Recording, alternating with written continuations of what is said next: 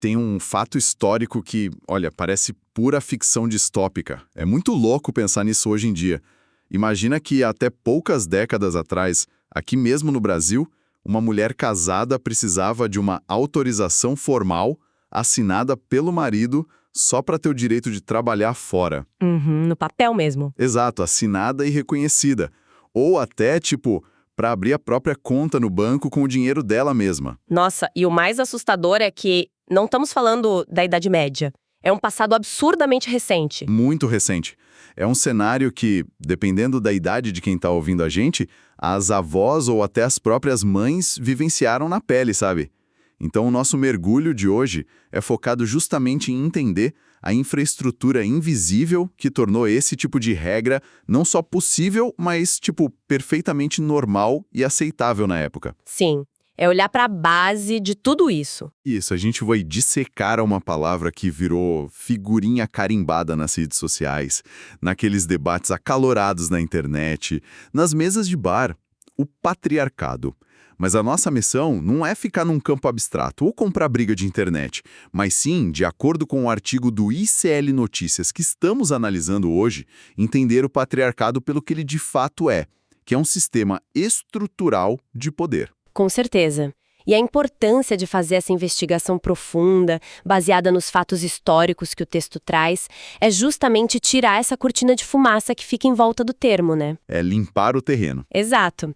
Porque quando a gente olha para as raízes da organização social, fica muito claro que o texto não está falando de um mero conjunto de atitudes individuais ou, sei lá, de más intenções isoladas de um ou de outro. Estamos lidando com uma arquitetura milenar. O patriarcado não é só um xingamento genérico, né? Não, de forma alguma. Ele é reportado no artigo como uma forma real de organização política, econômica e cultural. E entender como as engrenagens dessa estrutura rodam no nosso dia a dia é o primeiro passo indispensável para qualquer mudança. Sem diagnosticar a estrutura, a gente fica só enxugando gelo. Ok, vamos desvendar isso então. Porque, lendo o material e os dados, a primeira coisa que salta aos olhos é uma confusão colossal que quase todo mundo faz na hora de debater esse assunto, que é a diferença entre machismo e patriarcado. Ah, sim. Essa confusão é clássica. Refletindo sobre os conceitos estruturais do texto, me veio uma imagem. Vamos ver se faz sentido para você. Imagina a sociedade moderna como um computador gigante. O machismo não seria o computador em si. Ele seria aquele aplicativo defeituoso, aquele programinha nocivo e barulhento que um usuário decide baixar e rodar por conta própria, sabe? Uhum. Aquele que trava tudo e atrapalha quem está usando. Isso. Atrapalha todo mundo em volta. Mas o patriarcado é algo muito mais profundo. Ele seria o próprio sistema operacional da máquina, Windows ou macOS da sociedade. Ele já vem instalado de fábrica, roda em segundo plano, silencioso e, no fim das contas, é o próprio sistema que dita o que pode ou não ser instalado. O que é fascinante aqui é o quão precisa essa analogia do sistema operacional se mostra quando a gente disseca a origem da palavra, que o artigo explica muito bem. A palavra deriva do grego pater, que significa pai. Pai, ok? Então, na sua essência histórica, o patriarcado é um sistema de organização que se baseia inteiramente na linha de sucessão paterna e na autoridade inquestionável dessa figura. Ele exige, por definição mesmo, a subordinação das mulheres e dos filhos a um homem, seja o pai, o marido ou até o irmão mais velho. E, como um bom sistema operacional, ele não fica piscando na tela o tempo todo chamando atenção para ele mesmo. Exatamente. Ele não precisa, ele simplesmente estabelece os parâmetros do que a gente considera normal. Entendi. Então, o sistema cria o ambiente perfeito, onde aquele aplicativo defeituoso, o machismo, consegue rodar livremente sem o antivírus deletar ele na hora. O machismo, segundo a fonte, seria a ação individual do sujeito, tipo a crença pessoal de que o homem é superior. É o comportamento visível, né? O cara que interrompe a colega na reunião ou faz aquela piada depreciativa. Mas o patriarcado é o código de programação que, por séculos, determinou que aquela colega de trabalho sequer deveria ter o direito de estar no escritório. O texto deixa claro que ele molda leis, costumes, de um jeito tão institucionalizado que a falta de direitos vira a ordem natural das coisas. E a parte mais complexa de entender essa arquitetura invisível é perceber como ela exige um vínculo de dependência para se sustentar.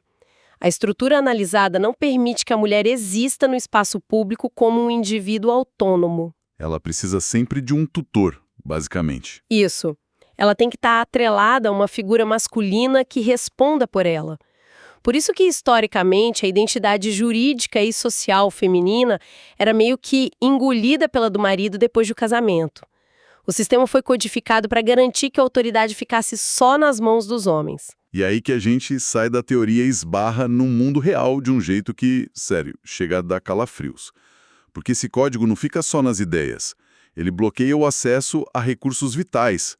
Voltando ao exemplo do banco lá do início que eu comentei, Sim, o controle do dinheiro. o que mais assusta nos dados é esse controle financeiro. A gente tende a reduzir o debate do patriarcado a quem lava a louça, a quem limpa a casa, a quem cuida do bebê, mas o texto aponta para um projeto muito meticuloso de dependência econômica. Como é que uma pessoa vai ser livre se o sistema não deixa ela ter uma conta, assinar um aluguel, pedir um empréstimo para abrir uma empresa? É impossível. E se a gente conectar isso com um panorama maior apresentado no artigo, dá para perceber que o controle financeiro é só a ferramenta mais eficaz de uma estratégia de contenção espacial. Contenção espacial, como assim? De limitar o espaço físico mesmo. Durante séculos, o ambiente doméstico foi rigorosamente delimitado como o único ecossistema seguro e, entre aspas, honrado para a mulher. O espaço público, as ruas, o comércio, a política era território exclusivamente masculino. Nossa, faz todo sentido. A entrada da mulher nesse mundo público foi uma conquista muito tardia e cheia de atritos. Então, para garantir que metade da população aceitasse ficar confinada em casa sem se rebelar, o sistema tinha que retirar qualquer mecanismo de autossuficiência.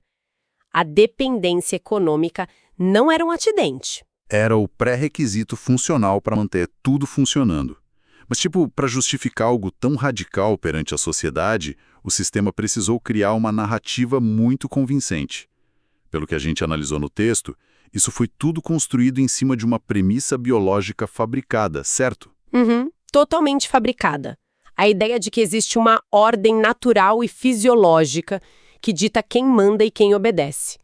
Toda estrutura de poder assimétrica precisa de um mito fundador para se legitimar. E, nesse caso, o mito é o determinismo biológico. Aquela velha história de que a mulher é frágil e emotiva. Exato.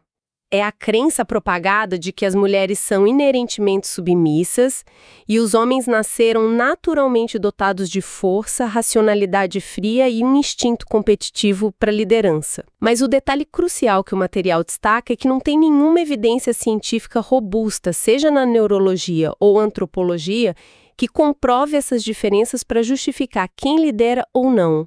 Então esses estereótipos são puramente sociológicos. São invenções para concentrar poder. É meio que o sistema criando a própria desculpa para existir. Nós precisamos liderar a política porque vocês são muito frágeis para o mundo real. Pois é um discurso muito conveniente. Mas aí vem a pergunta. O que acontece quando a mulher percebe que não é frágil e decide desafiar essa regra toda? Porque o sistema não desiste fácil, né? E é aí que o material aponta para um lado bem sombrio. Quando a lavagem cerebral não funciona mais, o sistema operacional liga o antivírus dele, que é a violência. Essa é a análise mais dura do texto, mas extremamente necessária. A violência de gênero não é um desvio de comportamento, ela é uma ferramenta de manutenção da ordem. É uma punição por sair do roteiro. Exatamente. Quando as barreiras invisíveis do dinheiro e da intimidação não seguram mais, o mecanismo usa a força física e psicológica para restabelecer a hierarquia. Por isso que os dados de assédio, violência doméstica e feminicídio não podem ser lidos como crimes isolados ou passionais. Eles são a engrenagem do terror funcionando para lembrar quem manda no jogo. Ouvindo tudo isso, é inevitável quem está ouvindo a gente não se questionar sobre o outro lado da moeda. Se a gente vive nesse patriarcado opressor, será que a humanidade já experimentou o oposto? Já rolou o famoso matriarcado, aquele cenário onde as mulheres tinham o monopólio da força e os homens ficavam trancados em casa. Olha, esse conceito de matriarcado aparece muito nos debates, mas o artigo é bem cuidadoso ao esclarecer o status real disso na história humana. Antropologicamente, o matriarcado entendido como um espelho exato do patriarcado, com dominação absoluta feminina, funciona muito mais como um contraponto teórico. Então nunca existiu de fato. O que existem são registros de sociedades matrilineares, onde a linhagem passa pela linha feminina. Nesses lugares, as mulheres tinham muito prestígio comunitário, mas não tem documentação histórica consolidada de sociedades que oprimiram os homens nos moldes brutais que a gente vê no patriarcado. O matriarcado é mais um exercício de imaginação que o texto propõe para a gente ver o quão absurda é a nossa realidade. É um espelho para a gente notar a sujeira no próprio rosto. Mas isso me leva a uma dúvida gigantesca. Como é que um sistema tão restritivo, que, cara, corta pela metade o potencial produtivo da humanidade, consegue durar milênios sem colapsar? Aí a gente entra na manutenção do sistema. E aqui é que a coisa fica realmente interessante, porque qualquer ditadura baseada só na força acaba caindo uma hora. Para durar séculos, precisa de um marketing impecável. Precisa de instituições validando essas regras como verdades universais. E o artigo aponta forte para o papel da religião nisso, né? Com certeza. A validação moral é fortíssima. Pensando nisso, me veio outra imagem. Imagina que os grandes textos religiosos que baseiam a nossa moral fossem um manual de instruções antigão. A mensagem original lá no rascunho podia até falar sobre amor e igualdade. Mas quem traduziu, quem editou, quem imprimiu e distribuiu isso por séculos foram apenas homens. Homens que já estavam no poder, né? Sim, eles já estavam lá na diretoria da empresa e queriam garantir que ninguém pegasse a cadeira deles. Eu adoro essa analogia da tradução enviesada do manual. Ela ilustra perfeitamente um fenômeno sociológico poderoso que a fonte aborda. A relação entre a consolidação do patriarcado e as grandes instituições religiosas é muito profunda. A maioria delas foi construída numa arquitetura onde só homens acessam ao sacerdócio, a liderança e a autoridade final. E o poder de interpretar o divino é, sei lá, poder máximo. É o poder absoluto. Quando só um grupo detém o monopólio de dizer o que o Criador quer, a interpretação dos textos sagrados vai fatalmente refletir os interesses e os vieses desse próprio grupo. E o resultado prático disso no dia a dia é que a subordinação deixa de ser uma regra política chata para virar um dogma divino. É uma jogada de mestre do sistema. Porque, tipo, se o rei disser que a mulher não pode liderar, ela se rebela contra o rei. Mas se a religião diz que é a vontade do universo, a rebelião vira pecada. Exato. O peso da regra muda totalmente. Ao longo da história, essas interpretações altamente seletivas serviram como cimento para justificar a discriminação. Histórias que colocam a mulher como derivada do homem ou como a culpada pela queda da humanidade, isso não é só historinha, são ferramentas de controle. Usadas para mandar a mulher calar a boca e suportar os problemas. Sim, aquele famoso suportar a sua cruz em silêncio pelo bem da família, impondo limitações aos direitos do corpo. É por isso que o material aponta que combater o patriarcado exige repensar criticamente como a gente lê esses textos ecumênicos hoje. E o texto deixa claro que não é sobre apagar a fé de ninguém ou destruir a espiritualidade, mas é tirar a lente desse tradutor medieval enviesado e limpar o texto original, lendo com os olhos de hoje. Perfeitamente. Mas olha, sabe o que realmente me pegou de surpresa estudando esse material? A gente chega num ponto de virada muito contraintuitivo. Passamos a vida inteira ouvindo, com toda a razão, que o patriarcado é uma máquina construída para privilegiar o homem. Mas os impactos mais sutis mostram uma ironia trágica. O efeito reverso no próprio homem, né? Exatamente, o texto argumenta que esse mesmo sistema paradoxalmente destrói os homens por dentro. Cobra um pedágio altíssimo de quem ele supostamente coloca no trono. Isso levanta uma questão essencial que tem ganhado espaço na psicologia social e o artigo aborda muito bem. A violência do sistema gera uma crise crônica de masculinidade. A engrenagem impõe, desde a infância, uma pressão asfixiante para o indivíduo performar o que eles chamam de homem de verdade. E o que seria esse roteiro do homem de verdade? Ele associa a validação masculina só a coisas como força inabalável, competitividade predatória e a necessidade de dominar qualquer ambiente.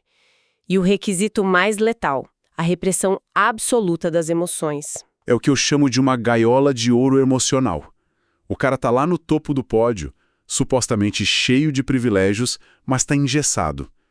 O sistema que dá o dinheiro para ele é o mesmo que o proíbe de chorar numa perda, ou de pedir colo quando tá com medo do futuro. Ele não pode demonstrar vulnerabilidade nunca. Qualquer sentimento associado ao feminino, tipo a tristeza profunda, vira falha de caráter no homem. E o artigo mostra que, tentando criar essa máquina de dominar, o sistema sabotou a saúde mental desses caras. E as consequências disso são estatisticamente letais. O adoecimento masculino é silencioso. É muito sofrimento crônico, depressão mascarada, porque pedir ajuda é visto como fraqueza. Então a busca por apoio médico e psicológico é muito menor entre os homens. E essa dor vira o quê? Vira agressividade, vícios... Exato, comportamentos autodestrutivos e abuso de substâncias. E esse veneno não para no indivíduo, ele irradia para a teia social inteira. É porque um homem que não sabe lidar com a própria dor não vai conseguir se conectar com a dor da parceira ou dos filhos, né? Precisamente. Homens educados na cartilha do estoicismo extremo têm dificuldades imensas de criar relações horizontais de parceria de verdade. Eles enfrentam barreiras para criar vínculos autênticos. E isso passa de geração em geração. É uma engrenagem fria que esmaga quem está embaixo, as mulheres, mas que também corrói de forma lenta quem está sentado na cabine de controle. O que nos leva ao ponto crucial de toda essa análise. Então, o que tudo isso significa, na prática? Como é que a gente sai dessa armadilha histórica? O texto aponta muito para a necessidade de ação conjunta e educação, né? Sim. Tem um paralelo no material que me marcou demais, onde os autores comparam o combate ao patriarcado com a luta contra o racismo. E isso joga um peso enorme na responsabilidade individual. Nossa, essa comparação é muito cirúrgica. Muito forte, cara. Porque ela diz que não basta a passividade. Não basta o cara cruzar os braços e dizer, eu não bato em mulher, eu não sou machista. Do mesmo jeito que não basta dizer não sou racista. A pessoa tem que ser ativamente antipatriarcal. Mas como é que a gente materializa essa teoria no caos do dia a dia, principalmente com as crianças? A saída passa impreterivelmente por reformular a educação. Para quebrar um código milenar, a gente precisa de uma pedagogia ativamente feminista e igualitária, desde a primeira infância. É parar de colorir sentimento de azul e rosa, sabe? Parar de ensinar a menina a servir e menino a engolir o choro. Mas e para os adultos? Porque a criança a gente educa, mas quem já está operando no sistema? Aí que entra a comparação com o racismo. O reconhecimento passivo não muda a estrutura. O engajamento adulto exige que os homens identifiquem os privilégios invisíveis que o sistema dá para eles só por terem nascido com um gênero específico e se comprometam a não usufruir dessas vantagens de forma injusta no dia a dia. É quase como assinar um novo contrato social, sabe? Um pacto coletivo que parece exigir que um dos lados abra mão de muito poder. E poder é uma coisa que ninguém devolve de boa vontade. É um pacto muito desafiador. Mas precisa de uma mudança de perspectiva. É um processo lento, de vigilância diária. É desconstruir aquelas microagressões no trabalho, dividir de forma justa a carga mental da casa e parar com aquela conivência silenciosa com atitudes predatórias nos grupos de WhatsApp dos amigos, sabem? Não rir da piada machista já é um começo. E a verdadeira virada de chave para o homem é perceber que abrir mão desses privilégios de dominação não é uma derrota. Não é a perda de identidade. Pelo contrário, é abandonar uma hierarquia solitária e adoecedora em troca de construir parcerias reais. Viver numa sociedade onde todo mundo, independente de gênero, atinge seu potencial sem as amarras de um roteiro histórico defasado. É um trabalho de formiguinha misturado com o esforço de consertar os motores do avião em pleno voo, né? Com certeza, exige muita paciência e determinação incansável. Bom, a gente mapeou um território muito complexo hoje, demos um mergulho profundo nas fundações dessa estrutura invisível. Ficou bem claro que, segundo as fontes, o patriarcado não é um bordão de internet, mas um sistema operacional robusto que dita as regras do jogo. A gente viu o controle econômico, a ilusão biológica e como as instituições validam isso. E vimos o pedágio altíssimo cobrado da saúde mental de todo mundo. Exato. E eu agradeço demais por essa exploração minuciosa para trazer luz para a forma como o nosso mundo foi codificado. O grande valor de se aprofundar em análises sociológicas, como a desse texto do ICL, é concluir que nada no nosso arranjo atual é uma força da natureza inalterável. Tudo foi construído por mãos humanas. E se foi construído de um jeito que não atende mais ao bem-estar coletivo, pode e deve ser desconstruído e reformulado. Perfeito. E para fechar esse nosso mergulho de hoje, eu queria deixar um pensamento solto no ar, para quem está acompanhando a gente refletir durante o dia. Como a gente discutiu aqui, a antropologia diz que o matriarcado puro nunca existiu nos moldes da opressão inversa. Mas considerando que o sistema operacional atual adoece todo mundo de formas tão cruéis, travando o potencial da mulher e sabotando o emocional do homem, talvez o objetivo civilizatório não devesse ser só inverter a balança. Não é sobre trocar quem segura o chicote, né? Exatamente. O desafio monumental que a gente tem pela frente é imaginar algo completamente inédito. Então fica aqui a provocação.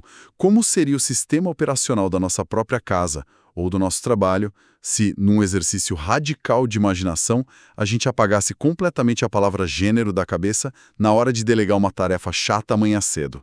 Ou na hora de escolher um líder? Ou de demonstrar um afeto vulnerável? Pensa nisso.